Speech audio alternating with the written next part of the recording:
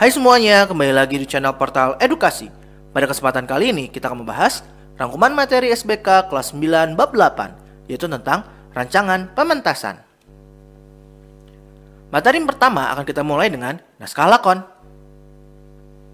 Naskah lakon merupakan penuangan ide cerita ke dalam alur cerita dan susunan lakon.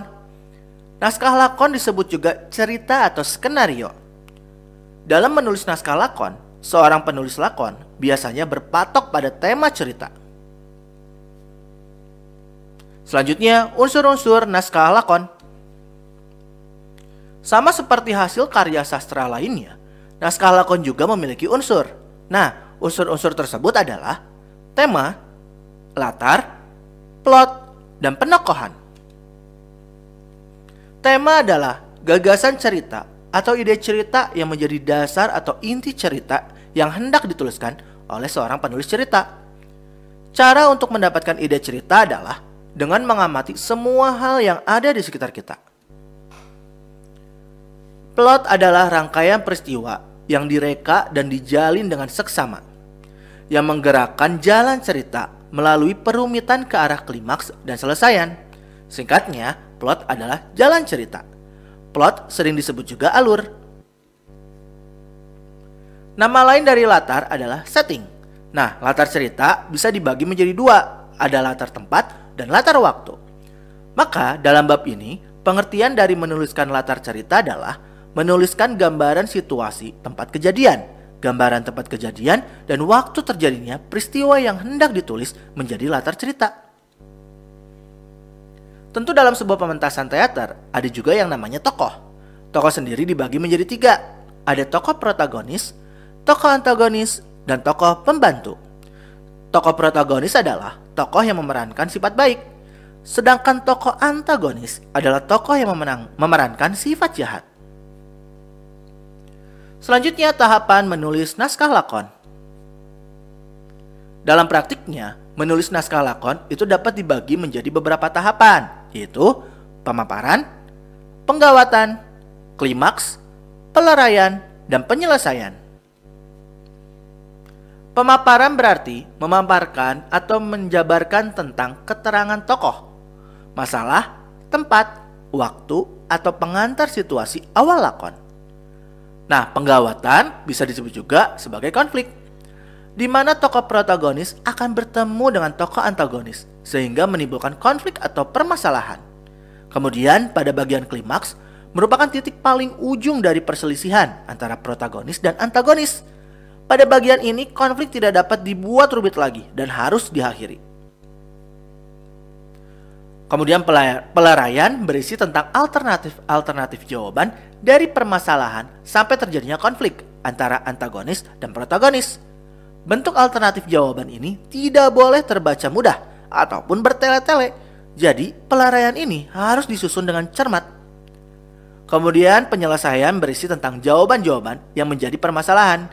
Fungsinya adalah mengembalikan keadaan seperti awal cerita karena segala persoalan sudah terjawab.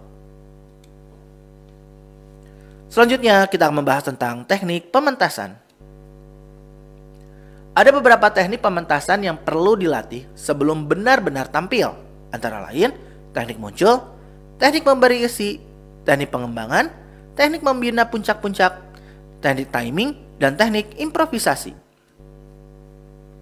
Teknik muncul berisikan teknik ketika pemeran muncul di panggung untuk pertama kali.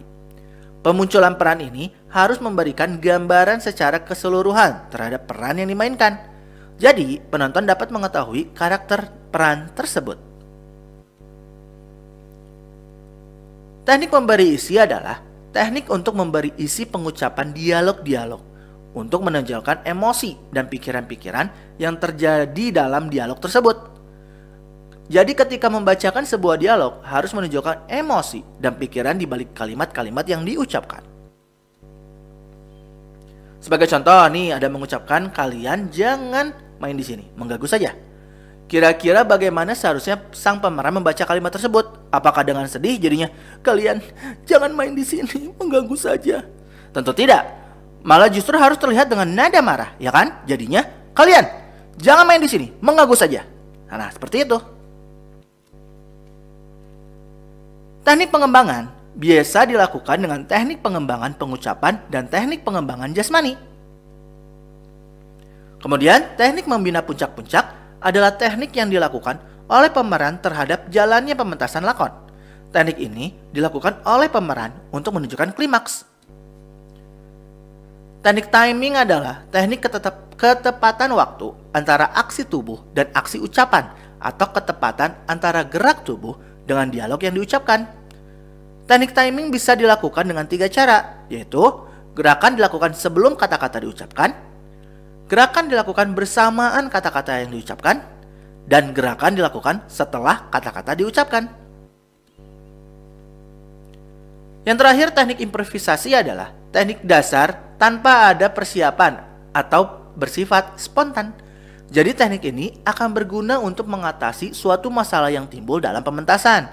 Contoh, misalkan lawan main mengucapkan kata yang seharusnya tidak ada di naskah. Maka mau tidak mau, kita harus improvisasi nih agar terlihat natural, sehingga bisa menggiring kembali ke cerita yang sesungguhnya.